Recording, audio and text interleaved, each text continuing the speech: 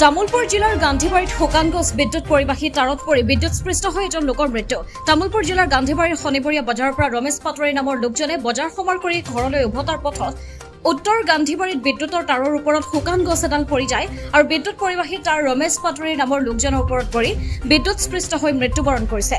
জনাইছো মুহূৰ্তৰে খবৰ। তামুলপুৰ জিলাত সংঘটিত হৈছে এক শোকাবহ ঘটনা। তামুলপুৰ জিলাৰ গান্ধীবাৰীত শুকান গছ বিদ্যুৎ পৰিবাহী তাঁৰত পৰি বিদ্যুৎস্পৃষ্ট হৈ এজন লোকৰ মৃত্যু ঘটিছে।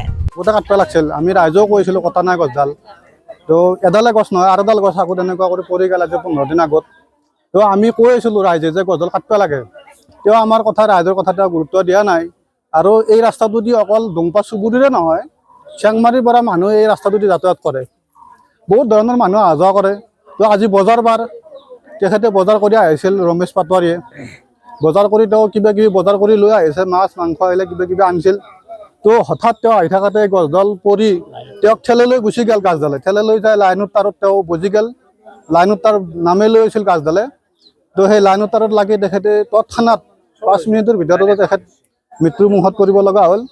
তো ইতিমধ্যে থানায় পুলিচ আহি লৈ গ'ল তেখেতৰ ডেড বডিটো। কি কয় লাইনত শ্বৰ্ট হৈছে, গাছডাল যেতিয়া লাইনৰ তাঁৰত পৰি গ'ল, তেতিয়া লাইনত শ্বৰ্ট হৈছে মানুহজন।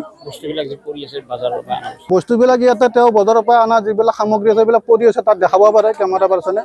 তো এইবিলাক চেণ্টেল পৰি আছে, সামগ্ৰীবিলাক পৰি আছে, মাছ পৰি আছে, তেওঁ গোটাখিনি বস্তু ইয়াতে পৰি থাকিল।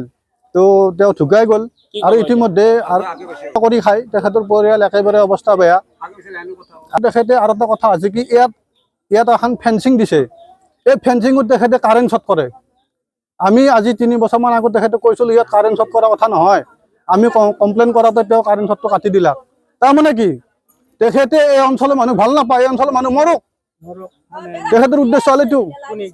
মাধৱ কলিতাই। ধন্যবাদ। এইখিনি তামুলপুৰৰ পৰা আনন্দ ৰামচেৰ ৰিপৰ্ট, অমৃত নিউজ 24x7।